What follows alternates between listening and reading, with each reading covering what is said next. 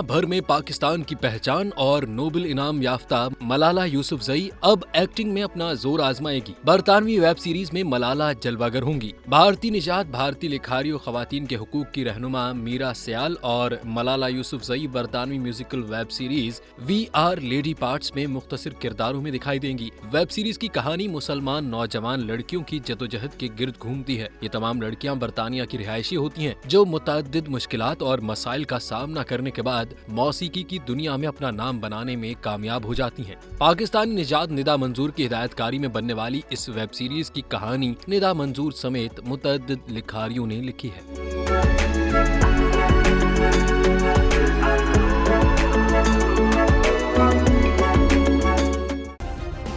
Subscribe करें और bell दबाएं ताकि कोई खबर रह न जाए।